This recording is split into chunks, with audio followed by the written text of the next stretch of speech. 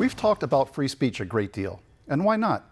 This show and this network itself would not exist if not for the First Amendment and all the rights protected by it.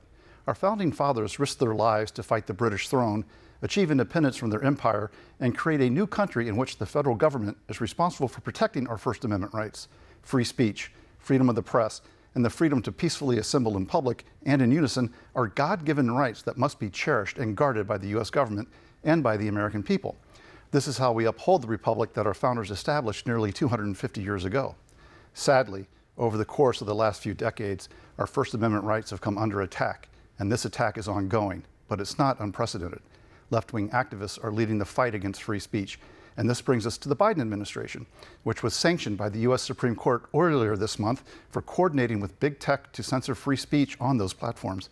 Key Biden agencies and departments are now blocked from communicating with social media companies to avoid potential First Amendment violations, according to the court's ruling in the case Missouri versus Biden. Republican Representative Jim Jordan had this to say about it, quote, "During the first half of 2021, social media companies like Facebook faced tremendous pressure from the Biden White House, both publicly and privately, to crack down on alleged misinformation," end quote. Individual states, such as Michigan and California, are passing laws to possibly make it a felony offense to even question someone's gender identity, and schools are punishing students for simply stating their beliefs.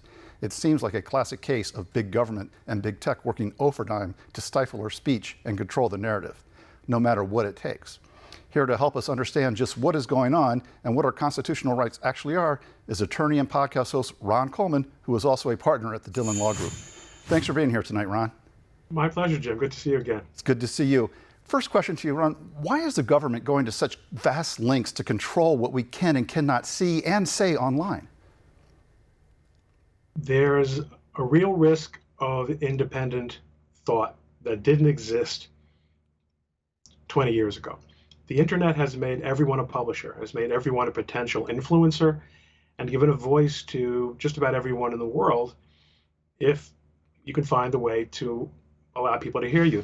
There's no longer a gentleman of the press. There's no longer an agreement. There's no longer an understanding that we're all on the same side, that we're all working together, that we're not going to mention that FDR is on crutches, that we're not going to mention that what we know about JFK's nocturnal activities, whatever the case may be.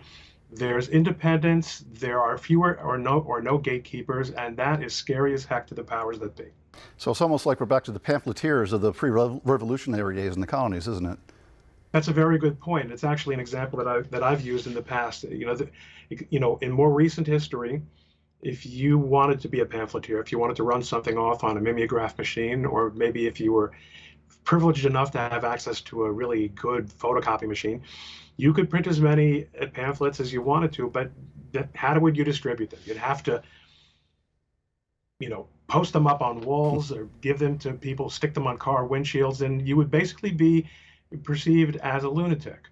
Exactly. And people would just take the stuff, crumple it up, throw it away. Well, now the lunatics are running the asylum, and people's ideas can be judged not on necessarily the quality of what's being published, but on the quality of their ideas. Now, Ron, last year, the Department of Homeland Security announced the creation of the first Disinformation Governance Board with the stated goal to, quote, coordinate countering misinformation related to Homeland Security.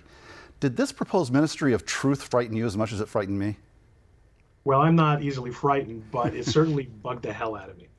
It was patently unconstitutional, and it was playing on what has been a very decided attempt by the government and by legacy media over the last 5 years to get across this concept that there is information, there's news, and that comes from them.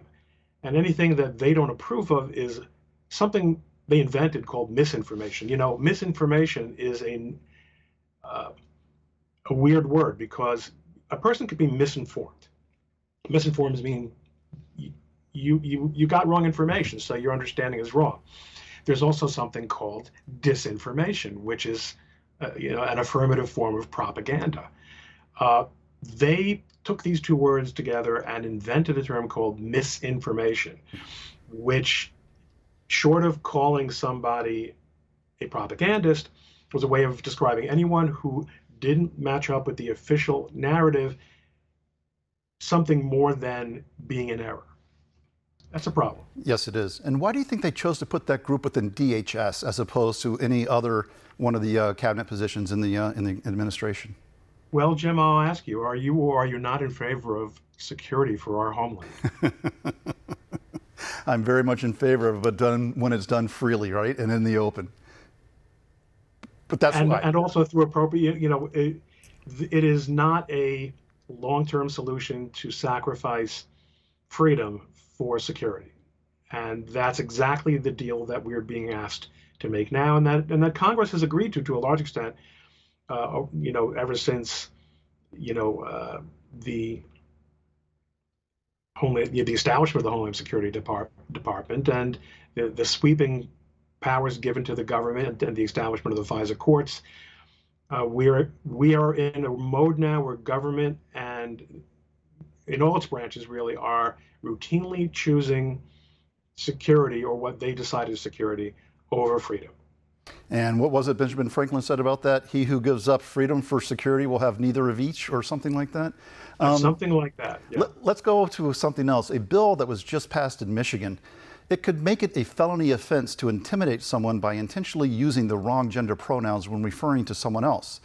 Under that new bill, offenders are, quote, guilty of a felony punishable by imprisonment of up to 5 years or by a fine of not more than $10,000. How in the world is this legal or even constitutional? It's not constitutional.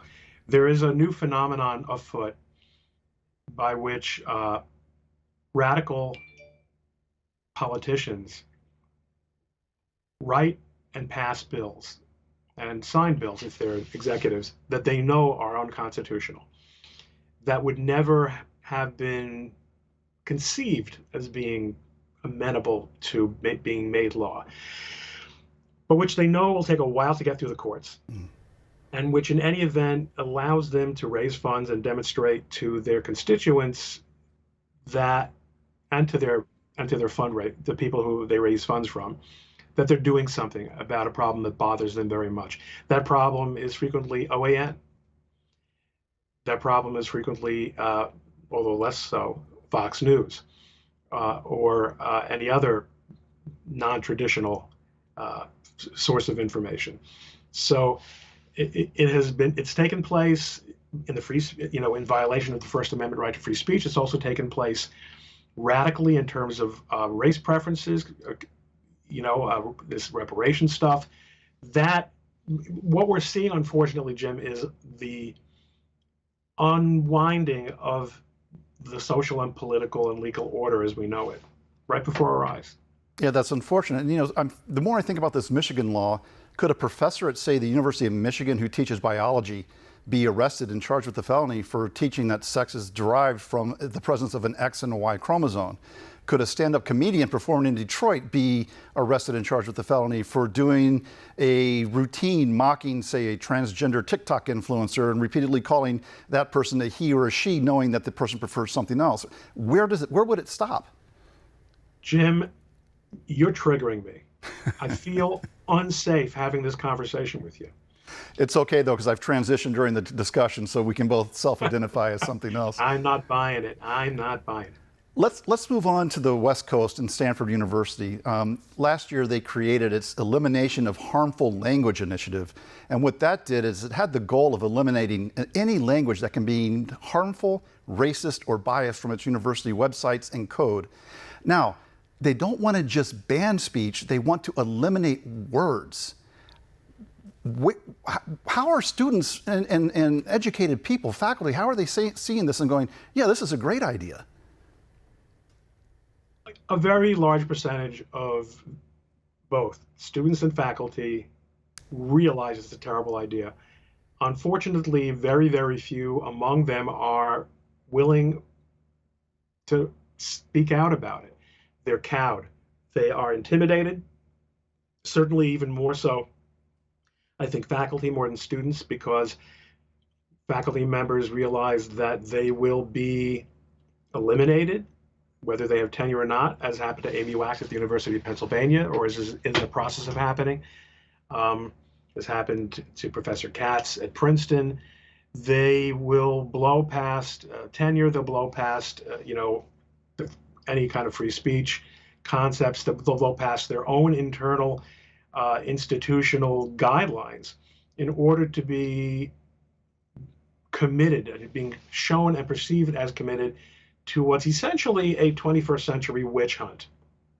No, definitely. And I know my daughter is a student at a major university in the United States, and there the administration actually encourages other students to report when they hear fellow students saying things that may be offensive. And that even goes into political speech. So in theory, someone walking down the street at this school could be discussing the wonderful work that Republican candidate A or Republican candidate B has done, and that can trigger someone who then reports that other student to the administration, and then they have to go in front of a board.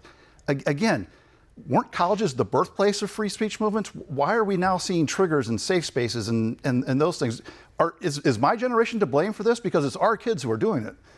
Well, I think the generation to blame for that. I'm always willing actually to blame the boomer generation for almost anything, because I am wrongly associated with the boomers.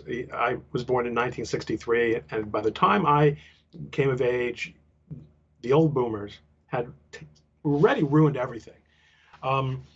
But there's a very distinct possibility that what motivated them wasn't free speech at all, but it was the ability of them to say what they wanted and which they were being prevented from saying, not for anyone to say what anyone wanted. And, if that's the case, I wasn't there in the 60s. I was there, but I was very tiny. And there was certainly no free speech in my house. You said the wrong thing, you got smacked. But, that growing up and being responsible with speech is something you're supposed to learn at home. Government is not in charge of teaching you to be nice to other people, or to use your words, or use your words nicely, to use your inside voice.